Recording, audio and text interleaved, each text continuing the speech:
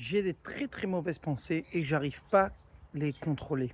Comme ça, le chassid, il est venu chez le Maguid du Mezrich, Rabbi Dovber, et il a dit que ça fait déjà un bon moment qu'il y a des mauvaises pensées, Sfekot Be'emouna, et il ne sait pas quoi faire. Donc le Maguid du Mezrich, il a dit, vas-y chez mon Talmid, Rabbi Ze'ev Wolf Mijitomir, et lui, il va t'enseigner comment contrôler tes pensées. Toi, il est parti, c'était en plein milieu de l'hiver, c'était un grand trajet, il arrive en plein milieu de la nuit, il faisait froid, la neige, et il va à côté de la maison de Rabbi Zeev. Et quand il s'approche, il entend qu'il y a des gens qui tournent comme ça à la maison, il y a de la lumière. Il toque, personne ne répond.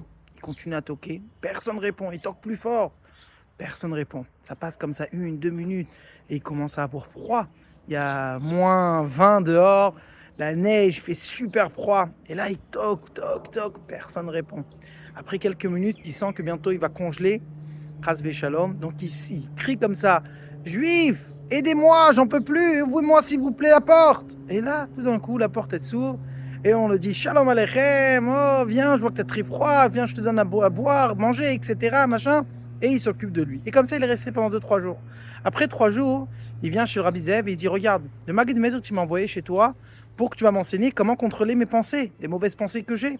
Mais tu m'as pas répondu, ça fait 3 jours, je vois, j'ai pas reçu la réponse. Alors Rabbi Zev, il a dit, regarde, déjà la première seconde quand tu es rentré dans la porte, je t'ai appris. Il dit, comment ça? Il dit, c'est vrai, tu as toqué la première fois et personne t'a ouvert, on était à la maison, c'est vrai? Il dit, oui. Alors il dit, en fait, je voulais t'apprendre. Dans ma maison, c'est moi le balabait. C'est moi ici que je veux décider qui va rentrer, qui va pas rentrer. La même chose aussi avec tes pensées. Toi, tu peux contrôler qui va rentrer et qui va pas rentrer. Et si vous voulez, ça c'est qu'est-ce que notre paracha de Bo, elle nous raconte par rapport à la mitzvah de Tefillin. À la fin de la paracha, la Torah elle nous raconte qu'on doit mettre les Tefillin. Et là, la Torah elle dit que les Tefillin, ayu munachim al yadecha, vayu leot al yadecha, vayu le totafot ben enecha. Ça veut dire qu'en fait, les Tefillin de la main, ça doit être sur la main, et les Tefillin de la tête, il doit être tout le temps sur la tête.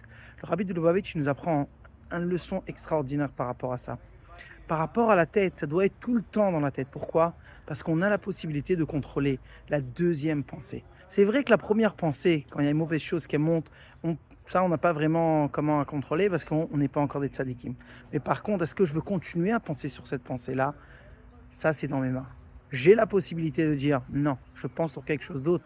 Et travers ça que je pense sur quelque chose d'autre, j'arrive à enlever cette mauvaise pensée. Alors, Bezrat Hashem, qu'on pense des bonnes choses, et comme ça, on va faire venir Mashiach tout de suite. Shabbat Shalom, le cours il était dit, les Nishmat, Shimon ben Yehuda ve Aisha Lasri.